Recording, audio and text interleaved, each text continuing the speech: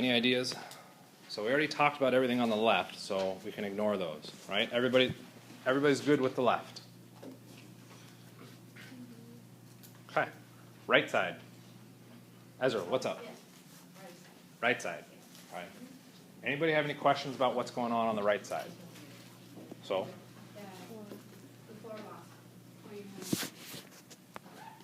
This one? Okay. What is going on with that one? So why do we have 2 sig figs? Is that the question? Okay. So let's go through and follow our rules. We start with rule number 1, which tells us 1 and 2 are significant digits. Okay. Which rule do we move to now? 3, because we have a decimal point. Okay. Our 0 must be immediately preceded by a significant digit. That means we have to have a significant digit to the left of the 0. Okay. So let's take a look at that 0. We look to the left of it, what do we see?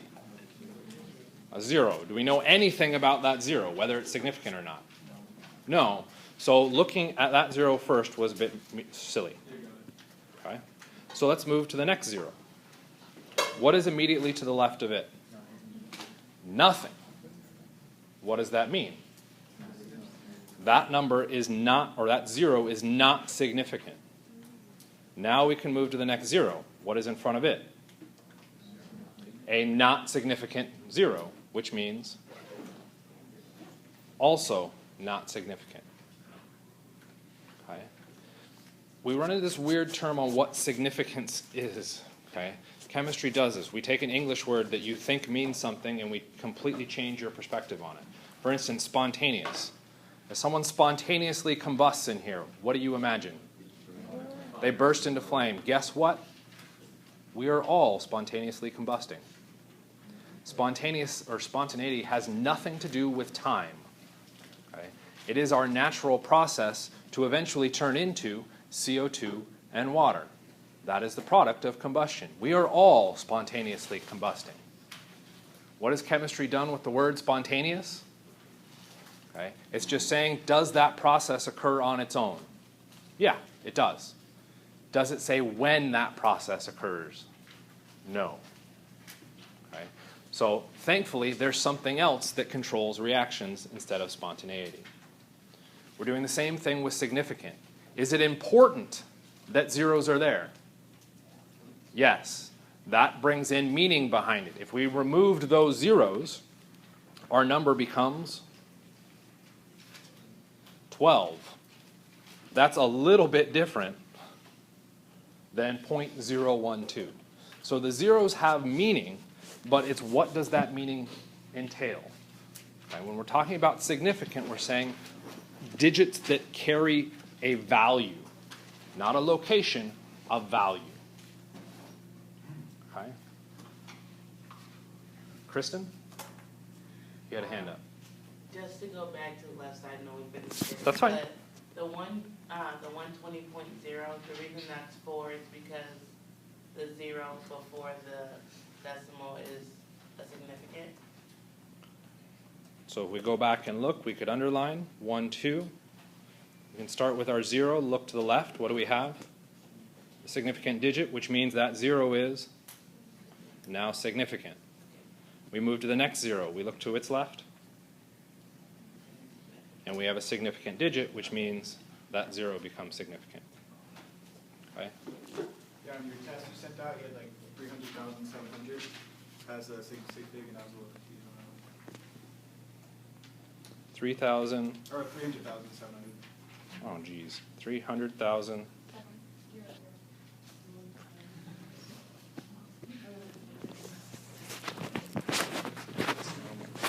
Just write the number for me.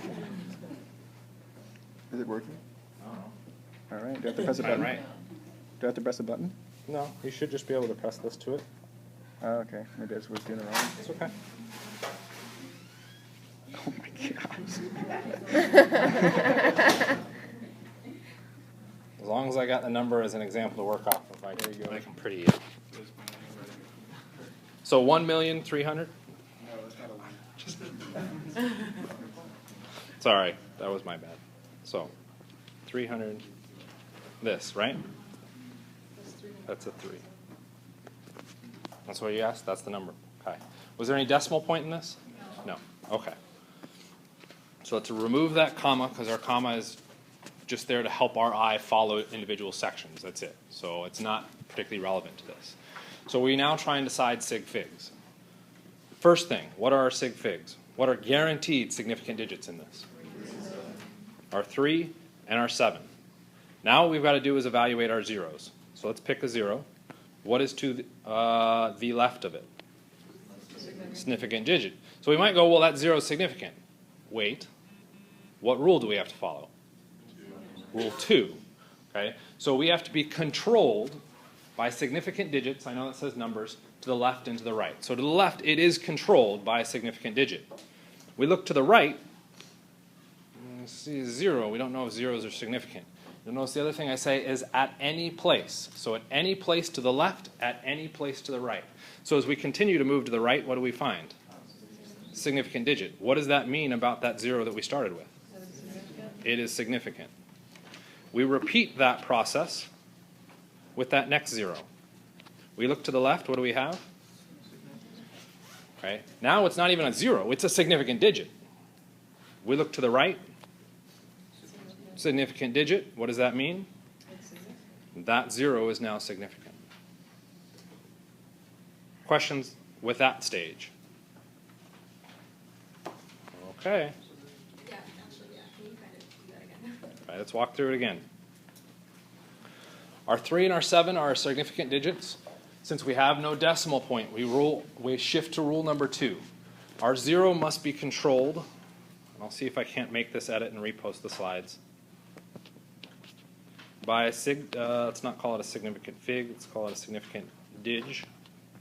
Significant digit to the left at right at any place. Okay, as long as there's a significant digit to the left, somewhere to the left, and a significant digit somewhere to the right, that 0 that we're referencing is a significant digit. Right, that's what that statement means. So when we go through to look at that first 0, we look to its left, what do we see? A significant digit. We look to its right, what do we see? Far enough down there, we see a significant digit. That means that that 0 that we're trying to decide, are you significant or not, that 0 is now significant. What about the 2 after the 7? We'll come back to that. What about the one before the 7? So let's now shift our focus to the next 0 that we see in our number, which is the one right before the 7. We run the exact same set of rules. We look to the left. Do we have a significant digit to the left? Yes. Yes. Do we have a significant digit to the right? Yes. Yes. What does that mean? It's significant. The 0 is significant. Okay. So we are now up to 4 sig figs. Okay. Questions at that point? That clarify for you again? Good. You could say no. I'd probably move on anyway, but we move to the next 0. Okay. Do we have a decimal point? No. No. So it's still rule 2. So what we've got to go through and do now is still the same idea. We look to the left. What do we have? A significant digit. Significant digit. What does that mean? Doesn't mean anything yet, because I need to have a decimal point to just specify to the left. I also have to look to the right. What is to the right? Sorry, I thought you were coming up. Change that. I don't care about zeros. I care about significant digit. Is that 0 a significant digit? There is no context to make that 0 a significant digit. So if you don't know, that's fine. Say, okay, well, shoot, I don't know. So let's shift our focus again. I'll shift color, and we'll look to that 0 and try and decide, is it significant? Look to its left, what do we have? A significant digit. Significant digit. Look to the right. There is no significant digit. So we could go through and check to the left, yes, significant digit. To the right, no significant digit. What does that mean about the 0 at the very end? It's not significant. We move to the blue one. We look to the left, check, yes, we have a significant digit. To the right, No. no significant digit, which means not significant. So there are only 4 significant digits in this number. So if there was a decimal point, then the last two zeros would be significant? We'll address that in just a second.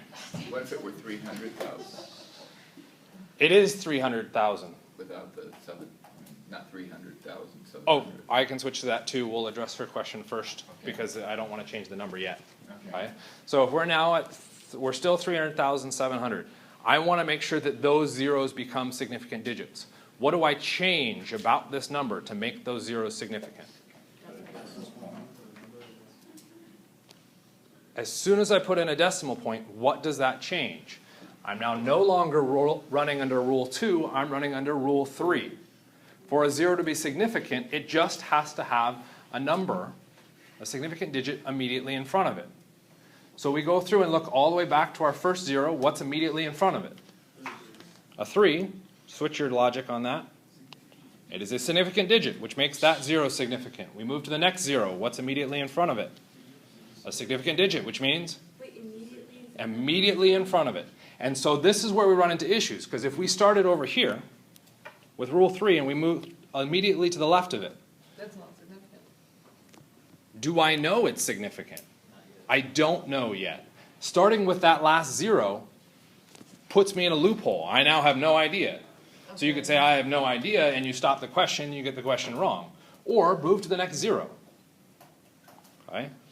So that first one would be a question mark. I have no idea if that's a significant digit. So we can move to the next zero. What's immediately in front of it? A significant digit. The significant digit, which means that zero is significant. What does that mean now about the question mark? That the last one is significant? Now the last one is significant because the digit immediately in front of it is significant. Okay. Right? So to make So- something, sorry, to make something significant, you just put a decimal point at the end of it? Not Is that basically what necessarily, you're telling but us? that does help make it significant, yes. Okay, and we can shift to the very last number to get an idea on what's going on with that. So when you're dealing with sig digs, you should probably start at the left of the number. When you're trying to assign zeros as significant digits, I would start to the far left of your number and slowly work your way forward, or Reference? sure, To the right. your preference, to the right. Okay, no. Nice Start from the reference. left, work your way right. Left, work your way right.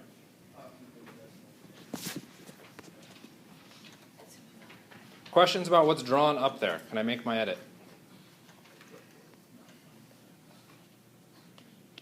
Question came up of 300,000. How many significant digits do we have? There is only one significant digit. We're running under rule number 2. Rule, right? No decimal. Which means we can start with our leftmost zero. We look to the left. What do we have? Significant digit. But rule 2 also says we have to look to the right. Do we have a significant digit? No. Which means that first zero is not significant. Repeat that process with all the other zeros. Okay, and you'll find that none of those zeros are significant. How can I make them significant? Add a decimal point. As soon as the decimal point comes in, I've now added that information that allows me to assign value to those zeros. What if you write 3,000 into 1, no decimal? 3,001. What happens to that first zero? It becomes significant. It becomes significant because we look to the left and we have, a 3 that's a significant digit. We look to the right, and all the way out at that far end of the right, what do we have? A 1, which is significant, which means the 0 becomes significant, and that's also then going to change all those other zeros to becoming significant. Okay? What's the point of all We'll get to the point in just a little bit. Right. I know, this, yeah. So, significant digits you will find as big a deal as we make of it. Right? We go through all these rules and say all these things are super, super important. And we'll even look at the why they're super important in the next 2 slides. Okay? How important is it for your day-to-day calculations in chemistry? Almost 0 importance. Okay? And I probably should have covered up the microphone on that. Okay? Why is it not super important?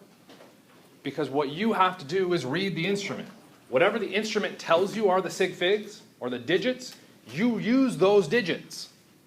You now have the sig figs. The instrument, by definition, gave you the numbers that you should be using every single time. The only time you run into this significant digit question is when we put out arbitrary numbers. And we already established that arbitrary numbers are completely meaningless in chemistry because there's no unit attached to them. As soon as that unit comes in, it's now an observation. We've made an observation. That value's been given to you. Okay? So, that was a confusing one. What happens when we move to that last number? We still got a bunch of zeros in there too. So in that last one, what digits are significant? 0, 1, 2. Our 1 and the 2 absolutely are significant. We now follow under what rule? 3. We have to look to the left of your 0 to decide if it's significant. We look to the left of that 0, what do we see? Nothing. Not a sig fig. We look to the left of the next 0. Nothing, which means, or let's switch that up. It's now not nothing. It's a not significant digit. We look to the left of the last 0. Significant digit, which means the 0 is significant.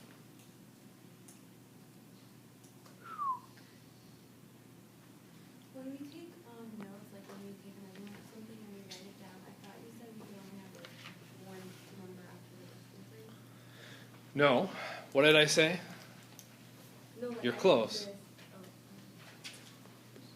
We always add a guess value one beyond whatever our measurement is. Okay, so if we go back to that slide, which I think I've got in here. Yeah. If we go here, it's the same metal rod. What have we changed when we look at these situations? Our measuring device. The rod distance in our first one becomes 4.2. We have an absolute value. Everybody's going to say it's at least 4. And no more than 5. And then we have a guess value. When we move to the next one, what's our measurement become? 4.25. We have 2 absolute values. Everybody gets those numbers, followed by 1 guess value. Okay? So it's not necessarily, I guess it is kind of a decimal place. That's what you said, huh? Yeah. So it's an extra place. Yeah.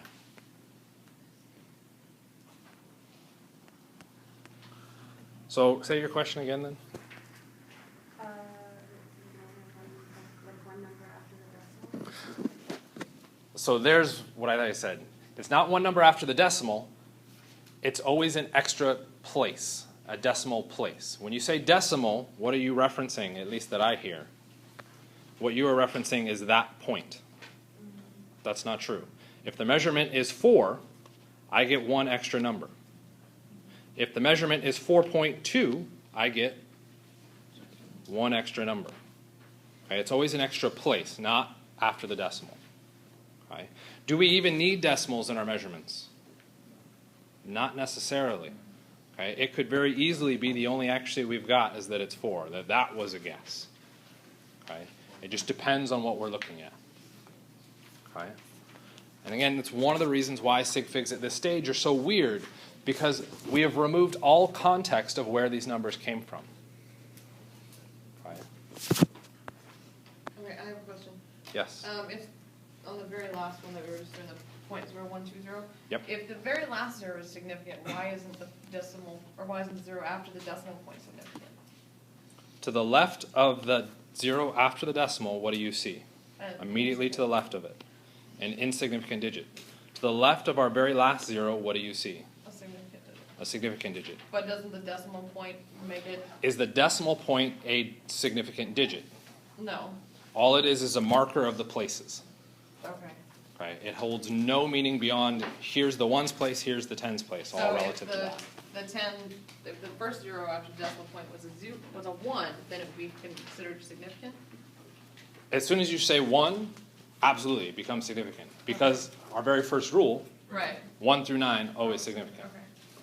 Trying to clarify it in my own head. I know. So it has to be controlled Okay. from both the left and the right. controlled from both the left and the right if no decimal. If there is a decimal, only to the left. And it must be immediately to the left.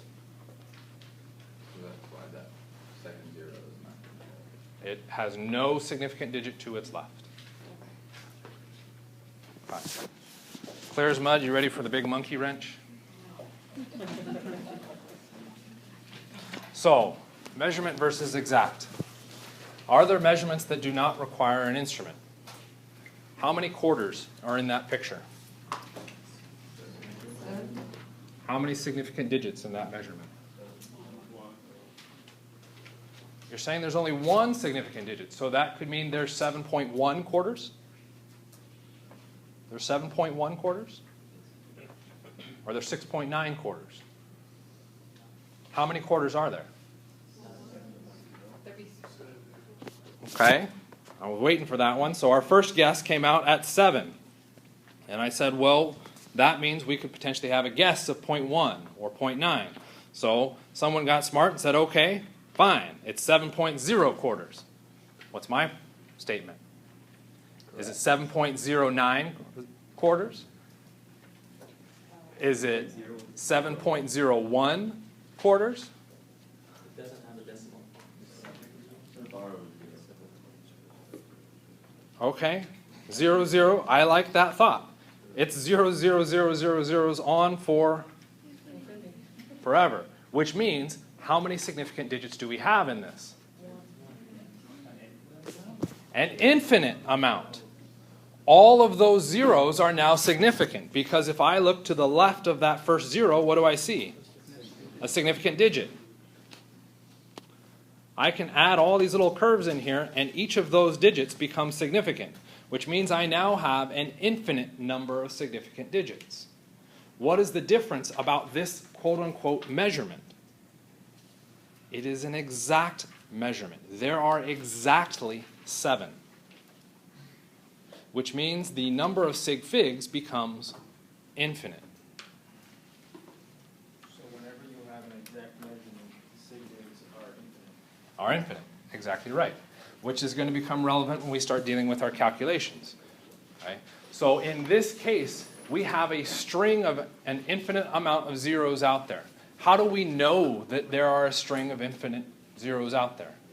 What could we write on this to help us clarify that it is exactly 7? 7 quarters. Okay? We are counting a physical object.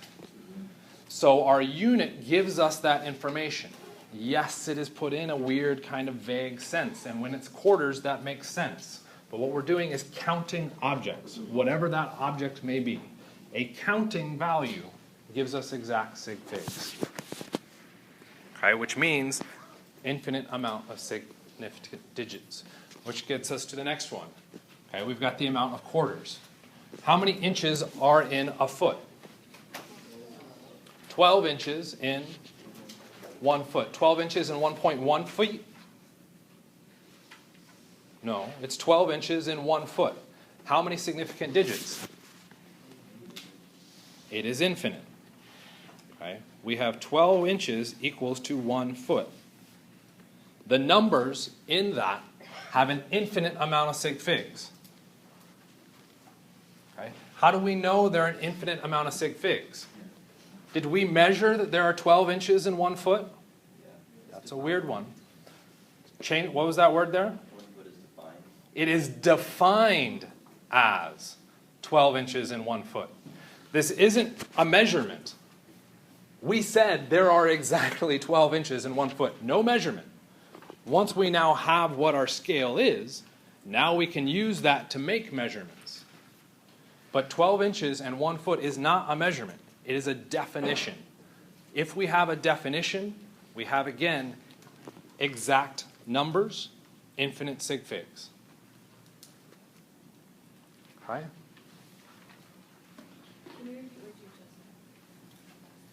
Word for word, or can I paraphrase? Okay. Once we have a definition, we have exact values, which means we have infinite sig figs. Definitions give you infinite sig figs. Okay. Some of those you know, some of them you don't. For instance, you knew this one. 12 inches is 1 foot. Okay.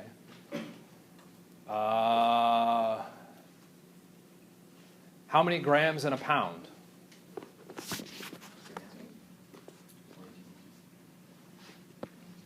2,200, I think you're thinking tons. Anybody actually know? Grams equal to 1 pound. How many grams? I could be wrong, but I thought it was 454. I tried to pick up a number that I knew.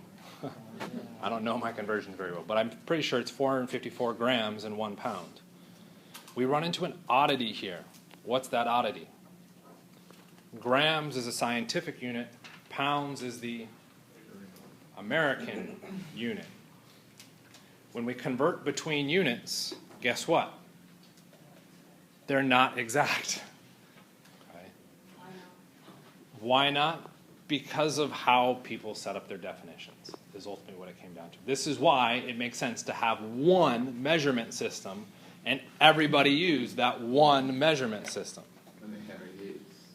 Yeah, and the length of an, yeah.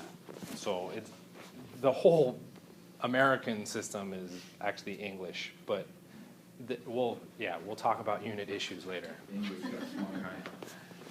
So we have to be aware of where our conversions are coming from and how many sig figs are tied to them. Watch out for that added wrinkle. When you said 7 quarters, like, you know, 7 whole, or like 7 quarters? So in this case, it is 7 quarters. What we're looking at is an image there of quarters. Yeah, I know, I made the mistake because quarter could be used as a fraction. We're not using it as a fraction, we're using it as that piece. That silver object. How many silver objects are there? Does that make a little more sense? Okay. So here comes our fuss on the sig figs. Okay, addition and subtraction. We have a rule now when we're doing with our addition and subtraction. The result is only as precise as the least precise measurement. What is the answer to this calculation?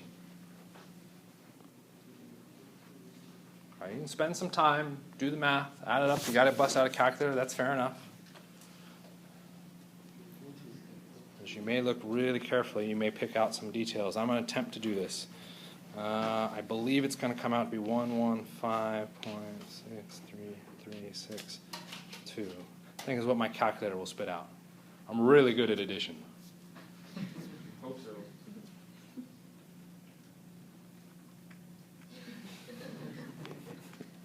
The answer's already on the slide. So you add it up. That's what your calculator spits out. Okay, number 1, you're wrong. Why? It's not even put into that yet. We need grams. Cool. So you add it up. You see this answer as your multiple choice answer. You go, yep, there we go. I'm good. Showed up as an answer on my multiple choice. Boom, there it is. You get back to the exam and you're wrong. Like, what the F? The calculator told me that that number was correct. Guess what? The calculator has 0 concept of significant digits. When you put in those numbers, what it assumed is that you also included all of those zeros. Do we know those to be zeros? No. That is outside the measurement realm. Okay? What we've got in that first measurement is a guess right there. Anything after that, you're guessing on top of guessing. That's a bad policy. Don't do that. Okay? Same deal with that next number. We're guessing on top of guessing. Okay? All that's going to do is compound error. How does that compound error? Well, this was our addition if we assumed zeros. But just as likely as them being zeros, they could also be 9. What happens with our number now? Right, well, if we go through and do that math, we'll write it a little bit bigger so everybody can see it. You should end up with the number 1.1573446. Okay. Is this difference important?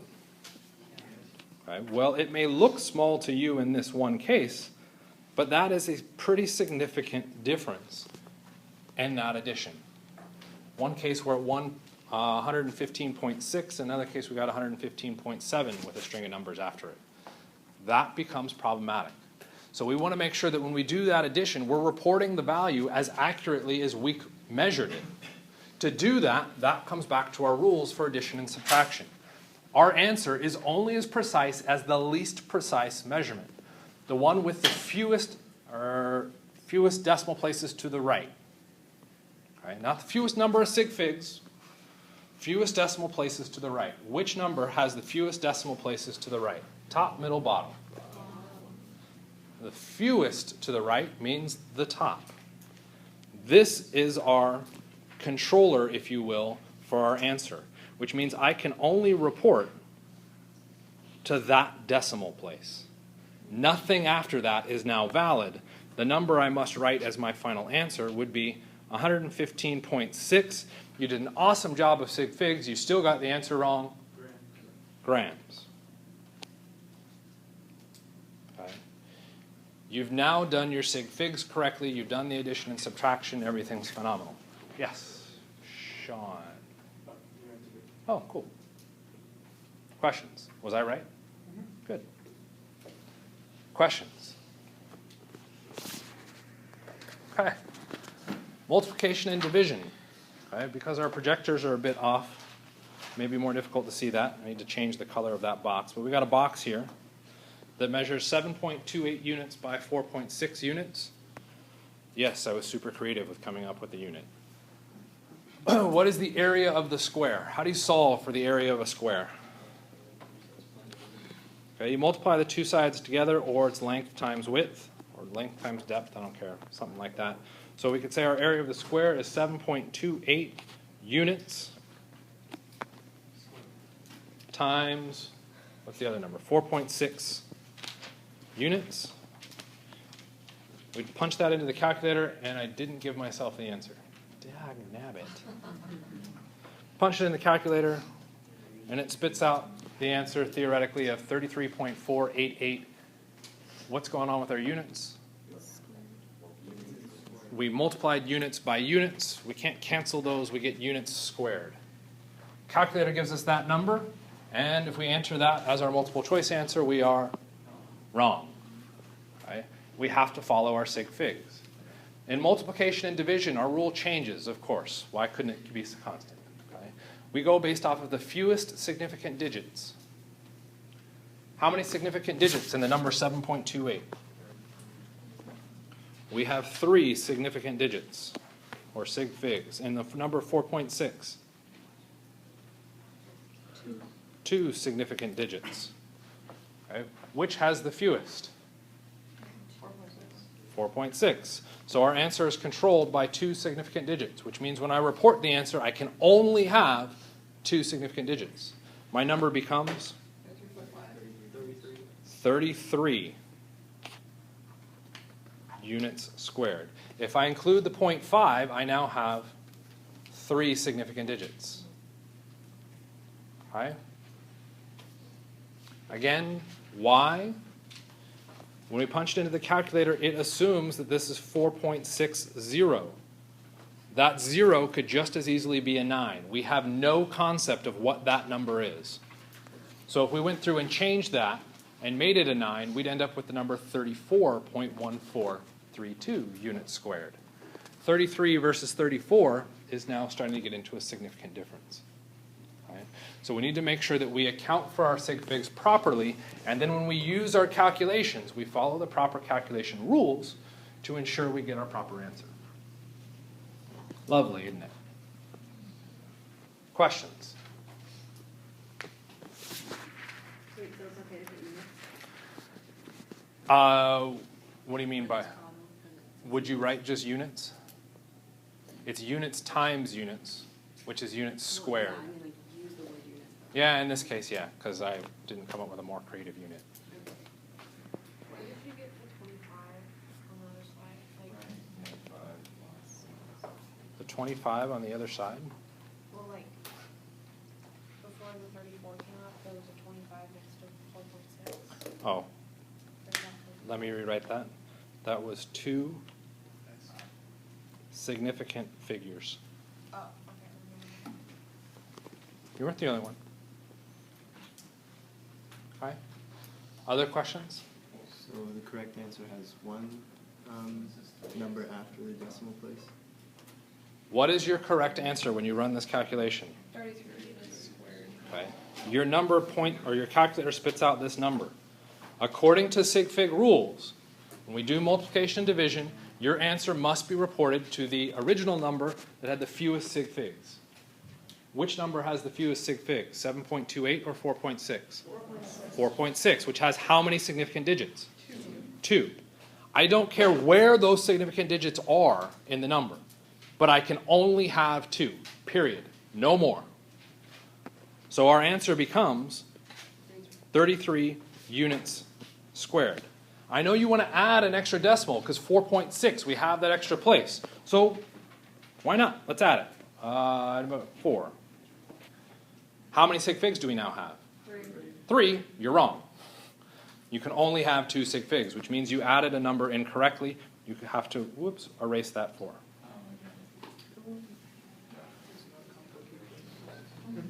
Okay.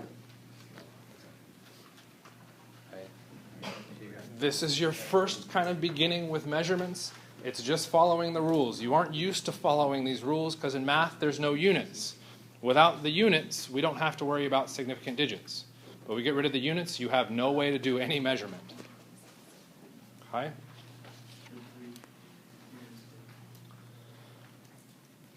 But what if rounding? So we do some addition, subtraction, and we do some multiplication, division. Okay, so I changed the numbers around a little bit. What do we report for the addition, subtraction answer? Punch it into the calculator, that's the number we get, 1.335. If we write that down, our answer is wrong. According to addition and subtraction, we can only report to the least precise, which is which one? 0.75. Whoops. Okay, good, it didn't do anything. 0.75, which means I can only report to that place.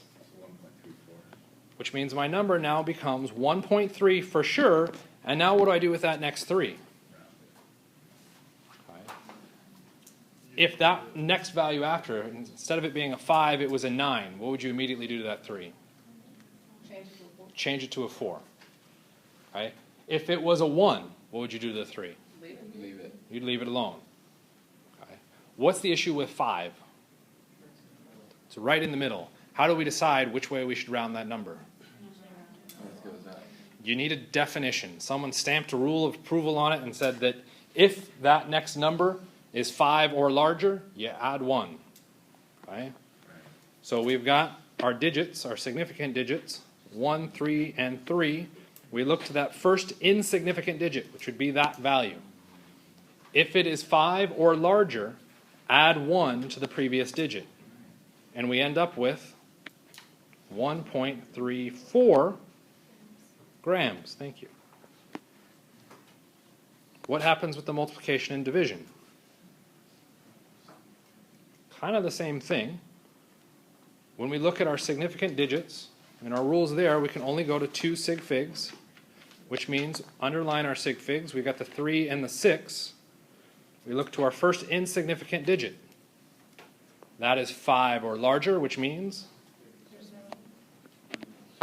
our value becomes, wow, I'm really hoping you guys get conversions really well. You guys are doing well with the bringing in the units. We end up with 37 units squared. So if we were to write this answer, in particular with units, which is supposed to be a precise number or measurement, would we have to say it's approximately 37, or could we just say So it is 37? remember, every time we take a measurement, we're supposed to include the error in that measurement. Okay? Just like we're propagating our sig figs through our actual measurement values, we'd also propagate our error measurements as well, and we'd also see that carry through. Okay? You don't have to worry about that. The only time I've ever had to worry about error was in grad school, writing my thesis, and in a quantitative analysis physical chemistry lab in my senior year. So we don't have to use the tilde. So you don't need, no tildes, because it's not approximate. Okay? The error would be calculated through if you needed to use the error. You don't have to worry about the error. It's just assume. There is assumed some error with it. Okay? Okay? Close enough? Questions? Concerns? Comments? No, like what the F is this?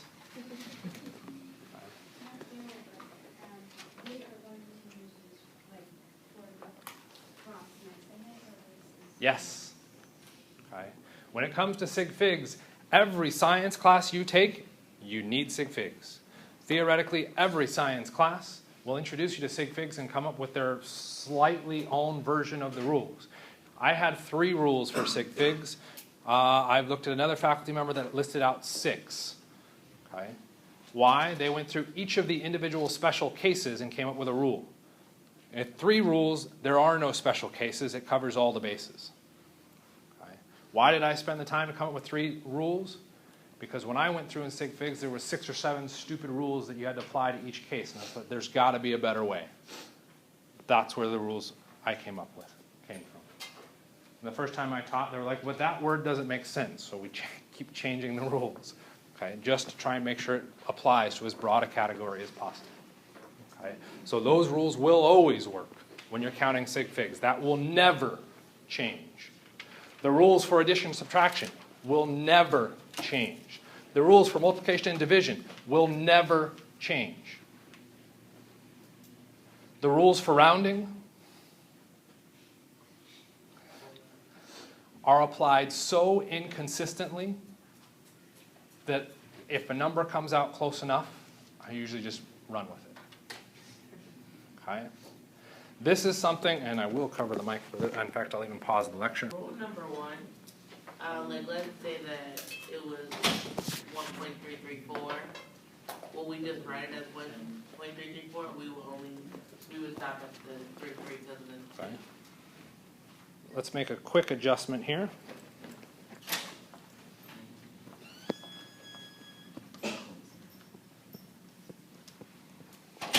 That's what your calculator spits out. What answer do you report? Okay. It's still based on the least precise measurement. Okay. Okay. So the 1.3 for sure is guaranteed. You now have to look at the first insignificant digit and decide what's its relationship to 5. It is less than 5. If it is less than 5, report the significant digit as is. You do nothing, which means you get 1.3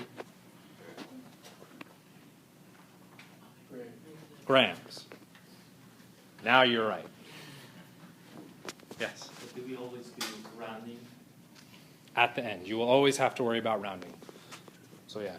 The only times that you really have to stress on it is when you see that 5 pop up. When you see a string of 5s, then you can go, oh crap.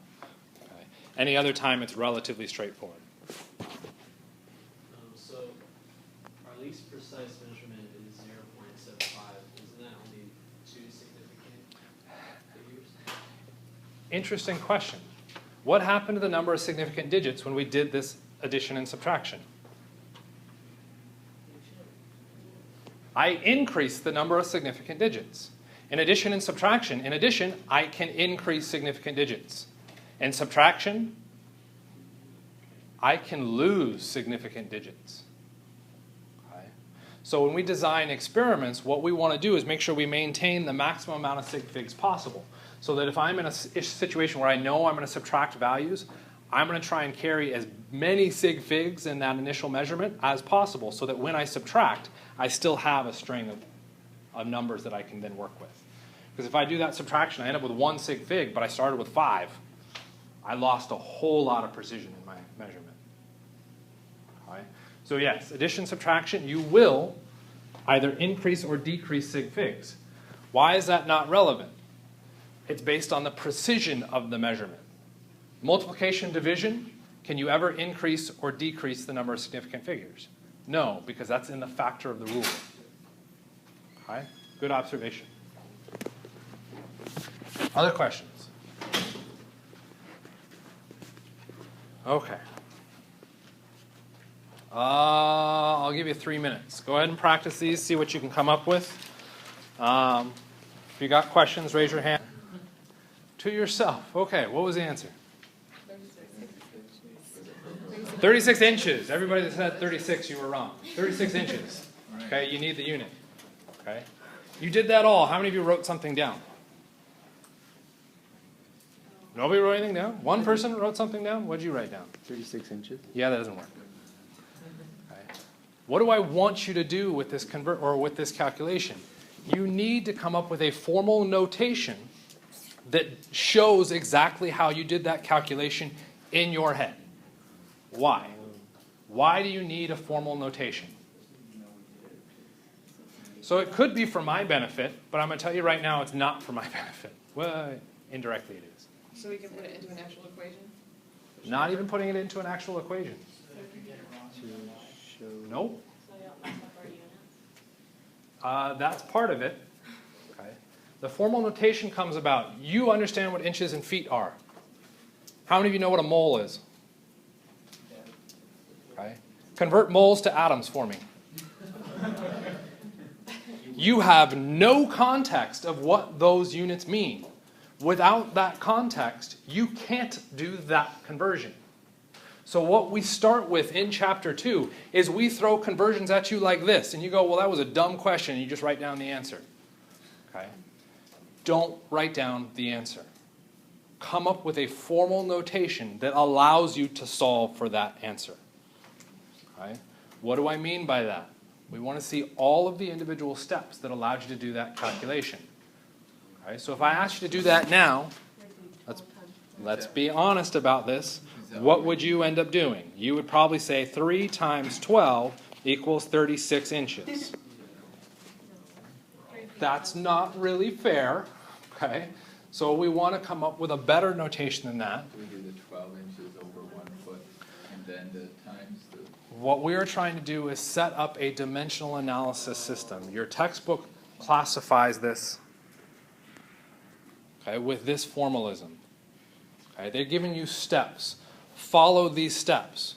When I ask you to do a dumb conversion like this, follow these steps every single time. And it's not because I think you can't do the calculation. I'm pretty sure you can do the calculation. But when I change the units, you now won't be able to do the calculation. Okay? So in these circumstances, what we are setting you up to do is come up with a formalism that you now trust your work, because you can now immediately check your answer with your internal calculation. When it gets to a problem where you cannot check with your own internal calculation, what do you need to be able to rely on? Your work. If you spend all of your time trusting your internal calculation and set up no work, when it gets to a point where you have no internal calculation, you can't do the work. Okay? Work on the work. Set that up. Okay? 3 steps. Step 1, always the ever optimist I am. Write down what you want as an answer, not the number. Numbers are stupid, meaningless things. The unit. What unit do you want? Okay. We want inches. Write down what you're given. And in particular, what do we want to write down about what we're given? The unit. Now that we have a unit, we can bring in the number. After that, we have to decide this unit factor. What do we put in step 3? All right, so let's clear back out of some of this and come up with a way to formalize this. Come on, button, work. Extreme right of your paper. Inches. That's what I want as an answer. Extreme left of the paper. Feet. You'll notice that I abbreviated. Why? We're lazy. Accept it, revel in it, but you got to include the unit. Do I know anything about feet? There's 3 of them. It's in the question. Do I know anything about inches? The inches in my answer. You're talking about a conversion. I haven't shown any conversions. Do we know anything about inches in this situation? The equals inches? No. Okay. Why is it important to write this out? Maybe I actually say in the question the answer is 36 inches. If it's in the question, guess what? You've already got the answer. You've already set up the step. You're done. Okay. We haven't told you what inches is. So now what we have to do is look at how can we convert. So we're now going to have to bring something in the middle here. Let's think about what that something is. Okay? And ignore numbers. Feet shows up where in the left side of the equation? Good call. Numerator or top, both of them acceptable answers. Do I see feet as an answer show up in my product, or the right side? No. What has to happen in this magic box? Put the feet over the inches. Feet must cancel. I'm not even at inches yet. Inches over feet. Feet must cancel. If feet's in the numerator here, where must feet show up here? The denominator. In the denominator. Every single time, this is what I'm going to work through and do. Next part. My feet cancels. Great. What unit would I now have on the left side of my equation? 3. What unit? Where does it say inches? It's not there yet. And in no feet. Feet just canceled. What unit do I have on that side of the equation? Absolutely nothing. What unit do I have in my answer? Inches. Would this equation work? What do I need? Inches. Where does inches show up in my answer? Numerator. Where should inches show up in my calculation? Numerator. I've now specified where my units show up. Now the question, okay, and this can be the big question, because it may very well turn out that you don't know the answer to this next question, in which case you just start guessing-ish, educated guessing. You have to pull either from your memory, from the textbook, or from the first page of your exam. Is there a relationship between feet and inches? Yes. Where'd you find that information? In your memory. Good job. Okay. What is that relationship? 12 inches to 1 foot. 12 inches in 1 foot. Now the next fun question that I'll yell and say you're wrong for. Let's see if you guys can get it right. Where do I write 12? Wrong. Wrong. And the next bar. Wrong. Wrong. Where do I write 12? And don't you create a number? What was the relationship between inches and feet? Where did the 12 show up when you said that? Before the inches. In front of inches. Where does the 12 show up in my calculation? In front of inches. Not the top, not the bottom, in front of inches. Because what will happen when you do a calculation? Inches may be on the bottom. So if you tell me 12 belongs on top, you're wrong. 12 shows up in front of inches because that's what the conversion is. That's why 12 goes on top right now, because inches is on top. Associate the number with the unit. And I know, you're like, that is dumb. You're a jerk. I shouldn't have to do that. Okay? If you don't know or have a context of what those units mean, you will swap the number. And then you'll come to me and say, I don't know why I didn't get this right. And I'll be like, okay, what is the conversion between inches and feet? So, well, there's 12 inches in 1 foot. Okay? And I'll look at your work, and what you will have written is that. And I'll go, oh, okay, so there's 12 feet in 1 inch. You're like, no, that's dumb. Why would you do that? Well, that's what that says. Okay. Associate the numbers with the unit. Follow the units, not numbers. Every single time. The units solve problems. What happens is a quick write-up here now. Our feet unit cancels. What unit do we now have? 3 and 12 inches. What unit do we now have? Inches. Inches. What do I want for an answer? Inches. Do I need to do any more calculations? Yes, you need to multiply 3 by 12. There's no more calculations to put in here. Now I can pull out the calculator and do whatever the math tells me to do, what the numbers say. Okay. I know, I am breaking you to slow this down. Accept the breakage. Slow it down. Okay? We'll pick up there Tuesday. Thank you for